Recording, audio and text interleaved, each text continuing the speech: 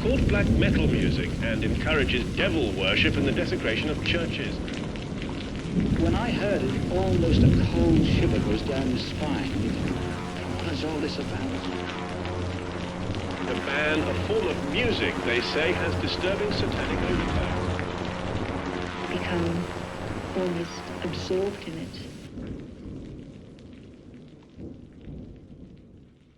Welcome to Blackfold, a black metal podcast. My name is Danny van Eyck. I've been fascinated by black metal for decades.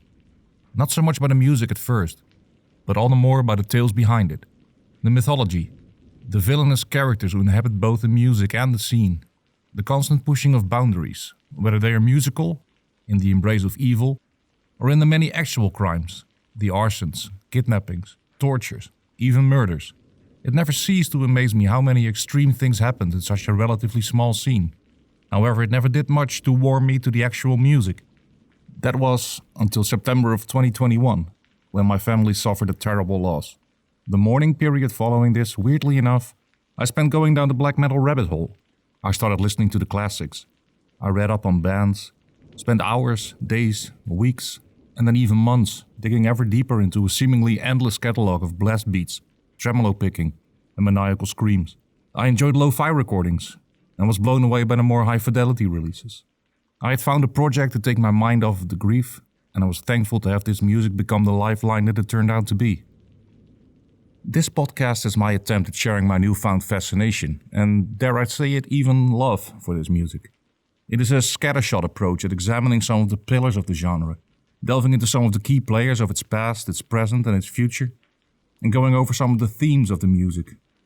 And of course, we'll be diving into some of the more extreme things that define black metal's history. And although this history is indeed a defining feature of the genre and an important element of this podcast, I also want to look at today's music, as well as the future of the scene. I don't want this to be a repeat of things people know intimately already. There are certain relatively well-known stories that deserve to be talked about all the same. Today's episode will be one of those stories, and it might just be the story of one of the most talked about figures in the entire scene. But in order to do so, we first need to travel back in time, to the 19th century.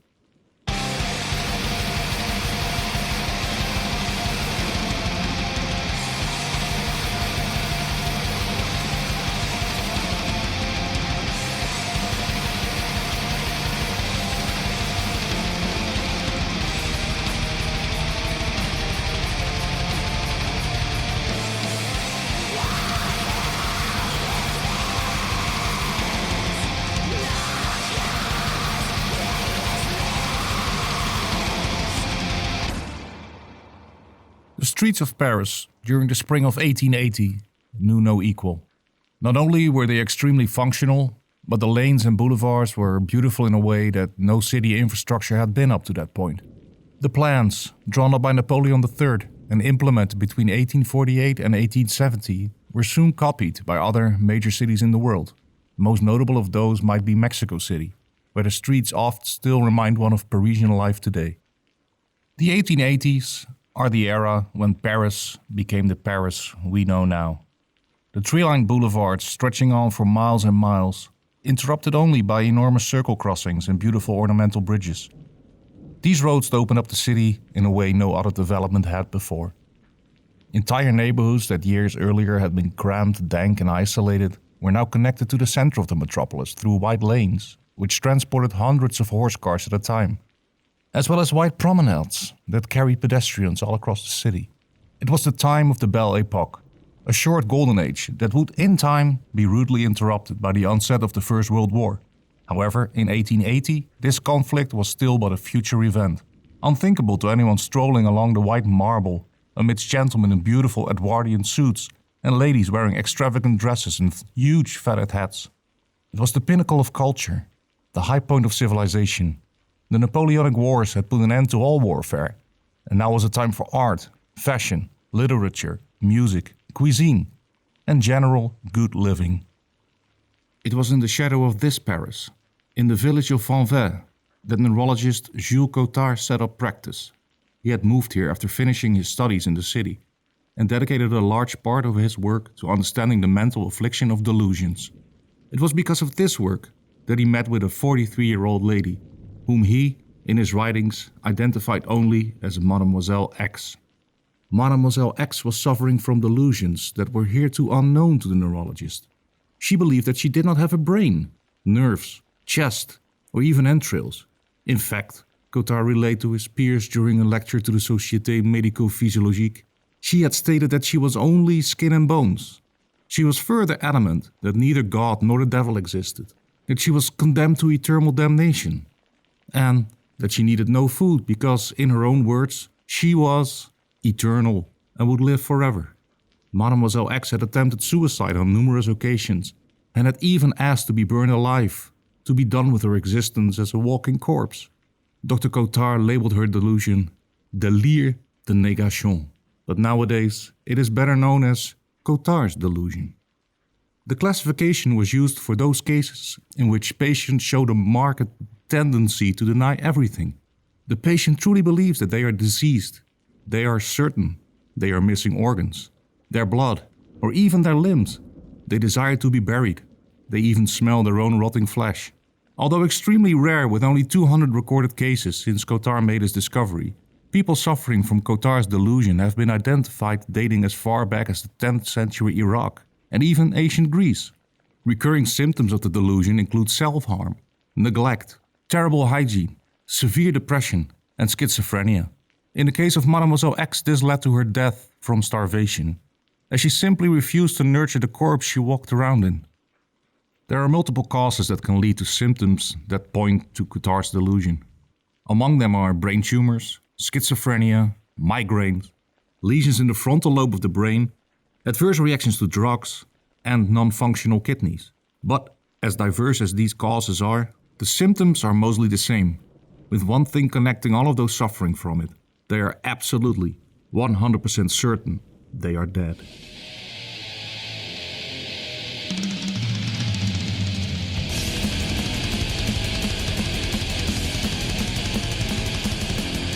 Every time it's here, it's not wrong with a fear. I put the two controls, the team on the land becoming near. In the middle of Transylvania, all that could happen off your car. It's a beautiful. Per Yngve Ohlin, or Pelle as he was often called, was declared clinically dead in 1979 at the age of 10. He had suffered internal bleeding from a ruptured spleen and succumbed to his wounds in Vestehangingen Hospital. A fatal ice skating accident, he would later recall, being the event that led to his fascination with death. An event that helped him create his alter ego and stage moniker, Dead. Because miraculously, Pelle pulled through and recovered from his mortal wound, granting him another 12 years of life. However, something within the boy had changed. Already somewhat of a misfit, Pelle became even more of an outsider in his tween and teenage years. Increasingly disillusioned with life in general and the Swedish music scene in particular, he had only been in contact with Norwegian band Mayhem for a short while before jumping on an airplane in order to become their new lead singer. Mayhem had, at that point, released their debut EP, Death Crush, but had not been successful in getting a frontman that matched the vision of guitar player and de facto band leader Øystein Arseth, better known as Euronymous.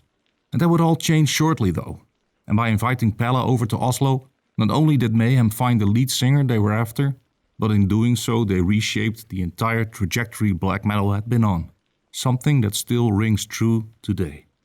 Per Yngve Ohlin was born in Stockholm on January the 16th, 1969. The first child, he would eventually be joined by a brother and sister, as well as two half-brothers. Growing up about a 40-minute train ride from downtown Stockholm, Pelle was not your typical Swede. Even considering the fact that he grew up in an urban environment, he always stood out. Unpopular, somewhat shunned in his young years, he would come to find his scene in the metal craze that swept across the entirety of Scandinavia in the 80s. And there was something of a revelation. And Pelle, as well as his brother, went deep down the rabbit hole of loud music, movies, comic books. Along with his hair, also his morbidity grew, and he started getting more and more into horror, war and death. His brother recollects going through Pelle's jacket looking for candy, only to find a dead frog in his pockets. His teenage years brought another big hurdle to Pelle finding his feet. as it was at this time that his parents divorced. Pelle appeared to have taken this exceedingly badly. At first, living with his father, he refused to even visit his mother. And then, when he finally did move in with her, he no longer wanted to stay at his father's place, never quite feeling comfortable at either home. It was during this time that he went through a phase of intense bullying in high school, getting beat up repeatedly and being singled out constantly. His parents soon decided to move him to a different school. And this turned out to be a great move on everyone's part. Pelle met like-minded people who shared his love for metal, and it was here that he finally pursued what he seemed to have been born to do, play music. And of course, the road to success was not paved with the first band he started. Ohlin Metal has left no legacy. No songs, no pictures, no records, written nor recorded. Save for perhaps some of the graffiti that was bombed all over Pelle's quiet suburb. But by venturing into the city proper more often and hanging out at a local record shop, Pelle found out that a band from nearby Akersbergen was looking for a vocalist. Pelle jumped at the opportunity, and before he knew it, he was in a rehearsal space with guitar player John Haakström and his neighbor Sandro. Things finally clicked. They renamed the band from Armageddon to Scapegoat, and Pelle took on the moniker Gette, the Goat. Pelle was a strict, demanding and focused bandmate, quickly determining the direction of the music and the band in general, and Scapegoat saw many members coming and going. Eventually, though, the band morphed. The name and concept of Scapegoat was left behind, and they reformed as Morbid, a heavier, death, thrash metal band that was further complemented by drummer Lars Gören and bass player Jens Nestrum. High school dropouts, Jens and Pelle both hung out every day, laying the groundwork for future Morbid shows. And they did not hold back. It was to include fireworks, fake blood, animal parts, and more. It was also at this time that Dad, the character, was born, painting his face white, save for 2 large black circles around the eyes, and what he named corpse paint. Pelle invented what is undeniably the most recognizable aspect of the black metal aesthetic. Sure, acts like Kiss, Alice Cooper and Merciful Fate, they had used face paint in their live shows, but they looked nothing like the way Dad did. Pelle looked like a corpse, putrid, decomposing. In short, he looked dead. Besides the white and black, he used green, decomposing colors to accentuate the rot and pus he envisioned being part of a corpse's deterioration process. He donned a t-shirt with obituary stapled to it, and, having perfected his makeup routine, Dad finally took to the stage in April of 1987 during Morbid's first live show.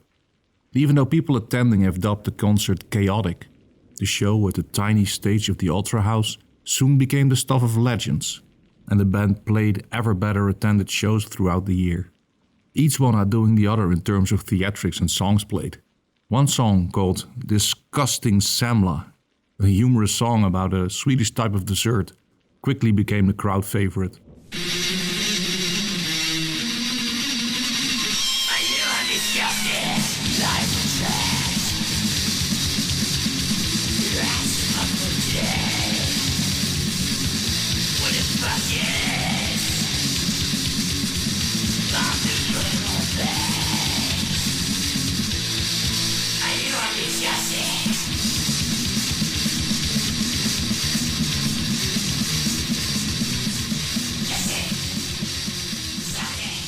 Pelle's obsession with death seemed to grow as well, yet his friends at the time paid no mind to it. They thought of it as not much more than Pelle being Pelle, trying to be as metal as possible. The band had started incorporating a coffin in their stage show, and Pelle, surrounded by enormous quantities of smoke pouring from a smoke machine they now owned, crawled out during the opening of their set.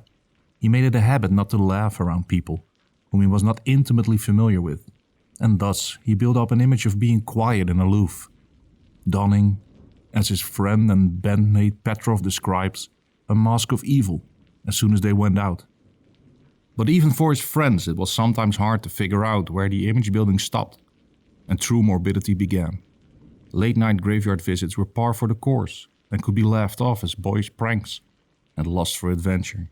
His torturing of animals, however, could not. One such instance occurred after Pelle met his idol, Quorthon, sole member of Swedish extreme metal band Bathory. Pelle was disgusted by the musician's leather jacket, his sunglasses and his mannerisms. He felt that Quorthon, whose real name was Thomas Burje Forsberg, acted like a poser. And instead of meeting the embodiment of evil, Pelle felt betrayed by meeting just another rock star. The disillusionment was big enough for him to first torture and then kill a guinea pig, cutting off its head and leaving it affixed to a crucifix along with a letter and a morbid demo tape with the receptionist of Bathory's record label, Elektra.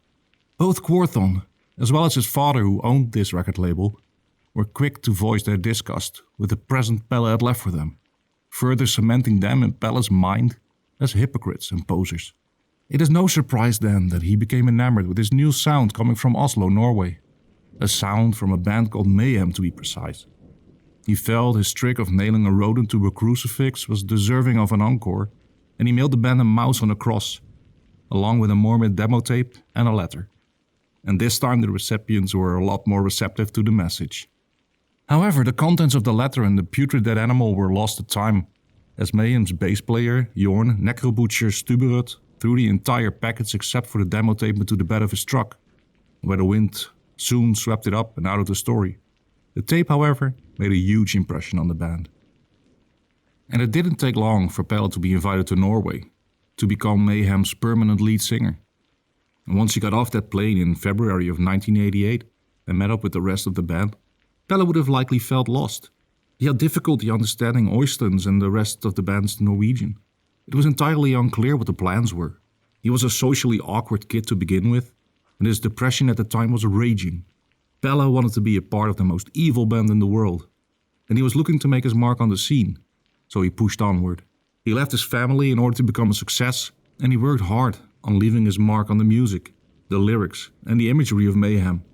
And it is his vision and his lyrics that shine through on the seminal record, The Mysteries Dom Satanas, still considered by many to be the best black metal album ever released. It was also the time when Dad, the character, was finding an ever stronger foothold on Pelle's personality. Egged on by Euronymous, the stranger, more morbid side of his character got to shine more and more, while the humorous, amusing, and often tender sides of the young singer fell by the wayside. Mayhem practiced in the same house where some of the members lived, in a small Oslo suburb called Ski, and it was here that the band found their feet. Whatever difficulty in communications lingered outside, in here, when they were playing, things fell into place quickly, and over time this led to a better understanding and even a sort of friendship between the boys. That of course isn't to say that this was a healthy living environment, and plenty has been written about Euronymous' treatment of Pelle being akin to torture, playing music at such high volumes at all hours that the singer took his pillow into the woods in order to get a modicum of sleep, only to have Oysten follow him outside and started firing a shotgun at some birds, which in turn led to Pelle injuring the guitarist with a hurled rock. At a later time he even stabbed what some people still think was his best friend, but the wound was superficial and did no lasting damage. Along with the constant bickering and arguing came an even darker line of torment, with Euronymous constantly encouraging Pelle to harm himself, and even outright telling him that killing himself would be the ultimate act of evil. All of this made the other occupant of the infamous house in Ski, drummer Hellhammer, pack his bags and move in with his grandmother. One can only imagine the amount of manipulation, arguments and fighting that would follow once his somewhat neutral influence had left. Still, the music wasn't suffering. In fact, it was in this period that Mayhem found the sound that defined both their musical style as well as that of the entire genre.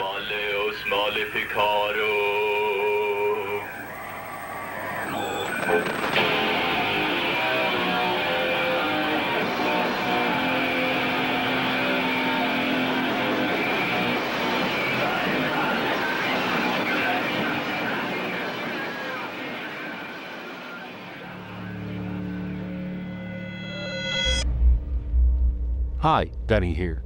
Just a quick thank you for listening to our podcast. We are happy to know that people are listening to the content we've created, and we truly hope that you are enjoying it.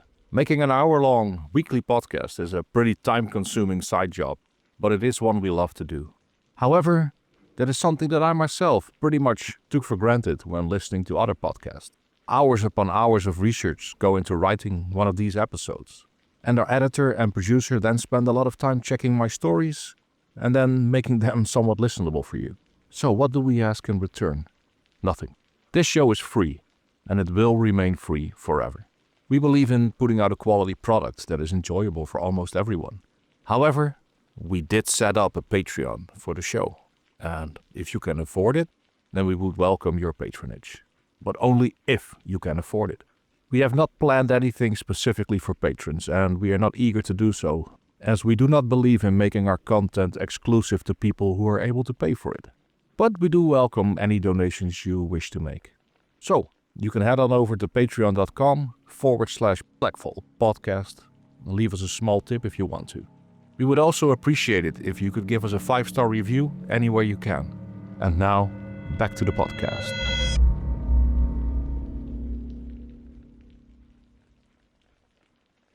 And it was not just musically that this mayhem would become such a blueprint for a lot of the black metal to follow. The entire mythology, directed by Euronymous and eagerly adopted and expanded upon by Pelle, remains a touchstone for the scene to this day. The antics of Dead, both on and off stage, are the stuff of legends, and they were as controversial then as they are now. Besides the corpse paint, which I already touched upon, Pelle went a lot further in incorporating death into his persona. He collected deceased animals from roadside accidents in the woods, which he kept in a basket beneath his bed, making his entire room stink of carrion and roadkill. He buried his clothes for days in soil so that they would start to deteriorate. He nailed spikes into his own skull, and he self-mutilated often by cutting himself both on and off stage. Of course, at every step of the way, Ohlin was making sure that these stories went out into the world. Pelle, famously, had earlier lead singer Maniac hold a bag of dead crows for him to inhale between lines during the only 2 known studio recordings he made with the band, for the songs Freezing Moon and Carnage. As it would go, these songs are viewed by many as the best material Mayhem ever recorded.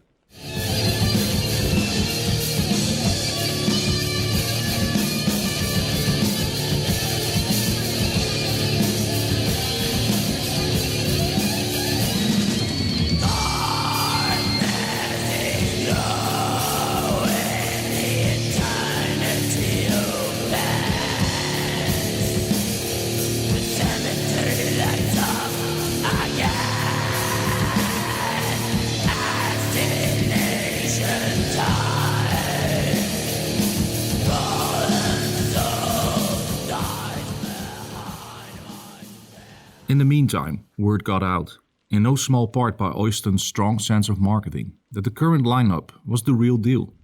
It was no surprise then that Mayhem played their first show with Pelle to a sold-out but small house, aptly named Volkershuset, in Jesheim, a quiet little town, half an hour drive from central Oslo. Among those in attendance were a number of future superstars of the black metal scene. Snorre Rug, who would become the founder and guitarist for legendary band Thorns, was there, as were Nocturno Culto and Fenris, who were perhaps better known as 2-man black metal band Darkthrone, and others in attendance were Abath and Demonas from Immortal, Maniac, former lead singer of Mayhem, as well as Faust, drummer of Emperor. A figure who is worthy of a future episode of this podcast in more than one aspect. Faust himself described the events as follows. Few, if any, gigs in the history of Norwegian metal are as mythical and legendary as the gig Mayhem played in the relatively futile Norwegian city of Jesheim on the 3rd of February 1990. In some aspects, this is black metal's equivalent to the infamous Sex Pistols gig at Pingvin Club in Oslo in 1977, where several thousand people have in retrospect claimed to have been there, whereas the club only holds around 200 people. The Mayhem gig holds the same kind of status, but I was there, and I don't need to wrongfully claim that now, 27 years later. I was 16 at the time, and I had traveled over 400 kilometers by train to stay at Mayhem's apartment in Vevelstad, just nearby the town Ski. I arrived the night before the gig. The apartment was full of people. Nella, who drew the original Mayhem logo, Demonas from soon-to-be Immortal, Maniac, 2 people from a Greek fanzine, and a bunch of crazy people from Sarpsborg and Fredrikstad area. The atmosphere was goddamn electric. I've never felt such a vibe before. This was the real deal. The sickest and rawest band in Norway and their friends. For a young fella from Osterdalen, this was a life-changing event. The day after Maniac, his girlfriend Nella and I went to buy some beers. I guess I had one of the other guys buying it for me, since I was not 18 and could not purchase beer at the grocery store. In the afternoon, we all took the train to Jesheim. I guess the train station in Jesheim never since saw such a nefarious and out-of-this-world looking gang of people. After arriving at the Volkertshus, I was lucky enough to get inside and listen to the Mayhem soundcheck. I cannot remember specific details about the show. I was just struck in awe, and probably my jaw was down on my chest. But I remember Pelle cutting himself. Badly. It was horrific. Absurd, and something that underlined his extreme stage persona. Anyhow, after the gig, the Mayhem apartment in Vevelstad held a Nachtspiel, of course. But Pelle was, if possible, even more pale than ever. He had lost a lot of blood, and he had some pieces of garment wrapped around his wrist. Then he took the Norwegian national dish out of the oven. Pizza grandiosa. And needless to say, that was the top of the crop. What more is there to say? Not much, really. They used to say, these days, that I have never seen a Mayhem as good as that gig in 1990. But obviously, I'm not objective. I was 16. I traveled a full day to see my favorite band, and it became the one gig which I shall compare all others to for the rest of my life. Are you dead? Huh? Carnage!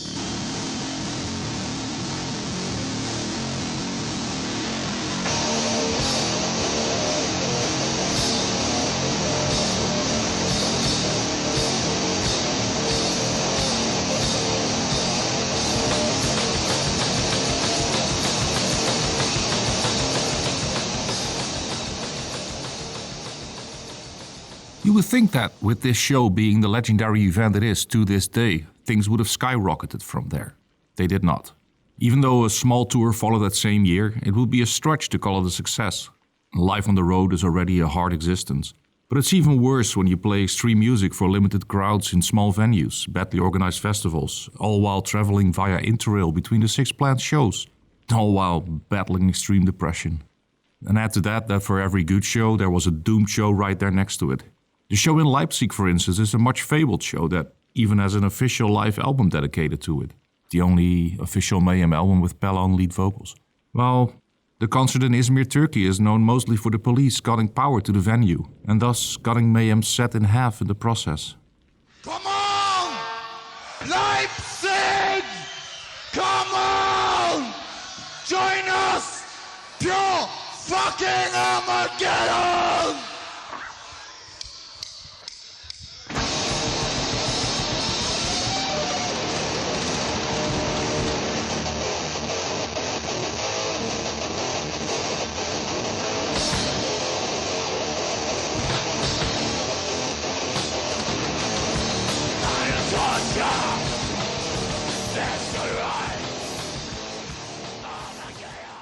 The short, scattershot and chaotic tour ended with Mayhem showing up in the Netherlands, a country where in June of that same year the band had gotten arrested for vandalizing a venue and urinating on stage.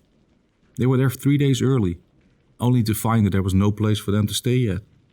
The tour ended then and there, and the boys took the train back to Oslo on their lowest point. And so, after a short tour cut even shorter, Pelle ended up in the same house in Ski, alone, suffering from self-neglect, depressed and disillusioned. The failure of the tour, or at least a large part of the tour, seemed to strengthen a feeling that moving to Oslo was perhaps not the best choice. He definitely would have noticed that the others in the band were not as let down by the recent events, and quickly switched gears when returning to Norway. For a while, Pelle had the feeling that Ohlin was way more occupied with his label, Death Like Silence Records, than he seemed to be with the follow-up to Death Crush. And on top of that, he was now opening a record store in central Oslo as well. It is often told that this was the period where Ohlin was egging Pelle on to end his life, to stop being a pussy and get it over with, stating that his suicide would bring closure to his suffering while being the best marketing for their band. Now, I have to stress that these are rumors. However, a fair number of people who were around at the time have supported these claims. And no matter what the role of Ohlson's pushing of Pelle was to end things, the fact that the young Swede lived mostly by himself, in an old house, in a village, in wintry Norway, while going through the most intense period of mental illness, eventually led to him doing just that. And with that, giving way to one of the most extreme stories ever to come out of not just this scene specifically, but the music business in general. Most people with any knowledge of the scene, even a small bit of it, know of the tragic events that happened next. On presumably the morning of April the 8th, Pelle first slit his wrists and then his neck with a brand new knife, one that he most likely bought for this specific occasion. He sat down bleeding all over his desk and stationery, and he wrote a suicide note.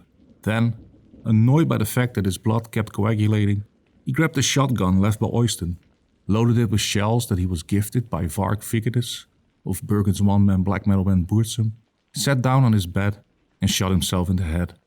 A tragic enough event in and of itself, but the things that happened soon after would turn this tragedy into downright torture for Pelle's family and loved ones.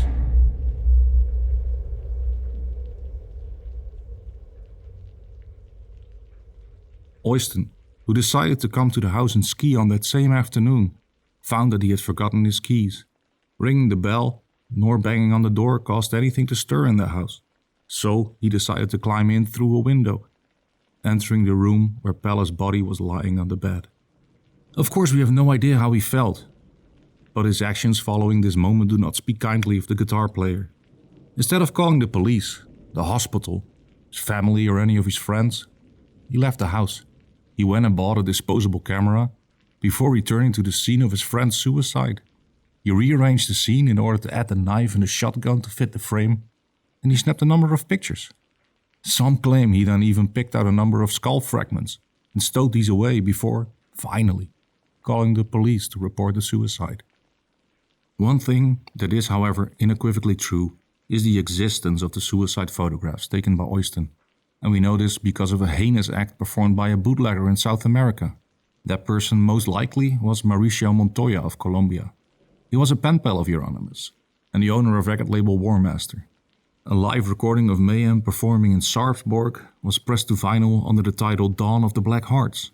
Its cover was a full picture of Pelle lying on his bed, his brains having fallen out of his skull, and both the knife and shotgun, one on top of the other, lying next to it, in a position that would have been impossible without them having been manipulated or purposely placed there.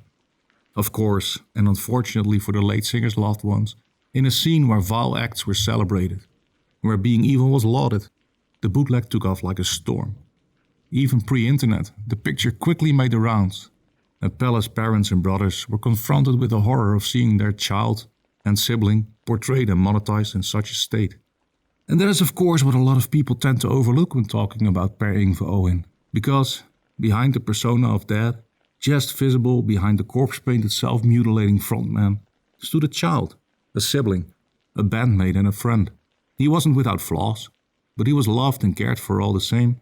The shock of his sudden passing was hard to take, and his family's lives have never been fully the same as they were before his suicide.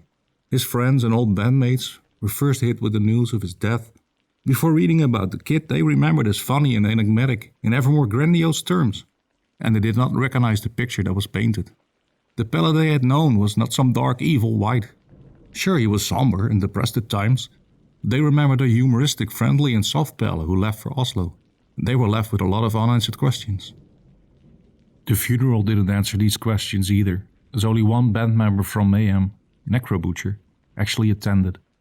And he apparently was too distraught to be able to answer any questions others in attendance might have had. Those left behind were left with questions, sorrow, and disgust at what happened to Pelle. And here is something a lot of people don't know. Remember that ice skating incident? The one that left Pelle in a coma and led to what a lot of people, including medical professionals, believed to be Cotard's delusion? According to Pelle's brother, that accident never happened. Instead, he tells a very different story. One where bullies beat his brother to within an inch of his life. Or, as he himself would come to see it, even beyond that. Shame made him make up the story of his accident. Shame of being beaten up. Shame of being different. Shame of having been killed. In the end, moving to Norway didn't bring Pelle the escape he was looking for. Gone was the guy whom his friends back in Sweden had described as caring, tender and funny. Dark and flawed, absolutely, but a likable guy all the same. And now all that was left was his character. Dad, the truly evil lead singer. The wraith who, painted like a corpse, mauled and cut himself on stage. bleeding all over his band members and crowd. Dad the recluse who slept in the woods and stabbed his guitar player over his lack of sleep. Dad the enigma that had changed the complete genre of music in theme, sound and image. And yet for all we know, he was a depressed, sick and extremely lonely kid. A bullied boy who changed schools first, band second and countries third in order to escape what in the end seems to be inevitable. This best ever black metal vocalist whose image looms larger than life over a scene he barely was a part of, yet somehow molded into his image. In the end probably played the least enviable role of anyone in these early days of black metal. Isn't it ironic then that so many people worship him? Hold him up as some ideal example of what black metal should be? The image of a scene who, despite what he set out to become, ended up only more miserable, alone and suicidal. And in the end, isn't that really what black metal is all about?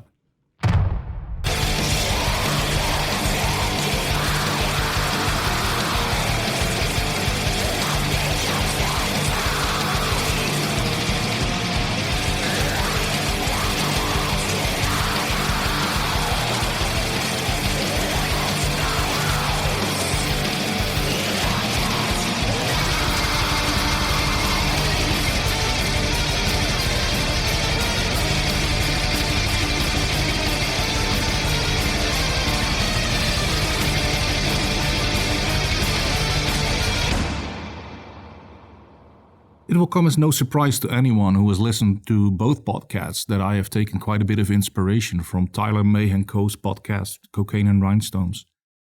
An excellent podcast on 20th century country music which often delves into the dark and seedy underbelly of the genre and those within it. I highly recommend anyone with even a passing interest in the genre to check out Season 1. And anyone with a particular interest in George Jones to listen to the second season on repeat like I did. Tyler can be an acquired taste, especially his Twitter antics have rubbed many, including myself at times, the wrong way. But damn it, his work is insanely good and being a little flawed has never hurt anyone. I mean, we are discussing musicians, aren't we? So, in the tradition of that podcast, here are the liner notes.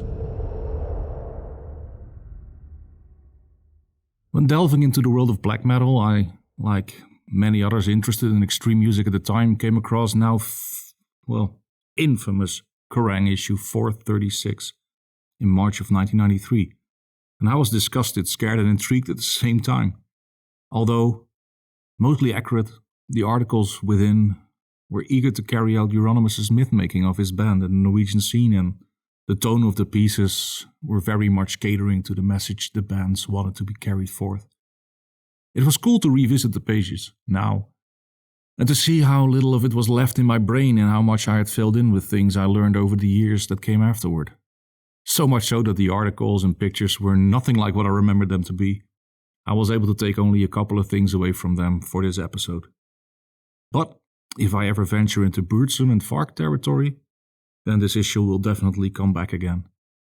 It is not, however, worth the $150 people are shelling out for it on eBay.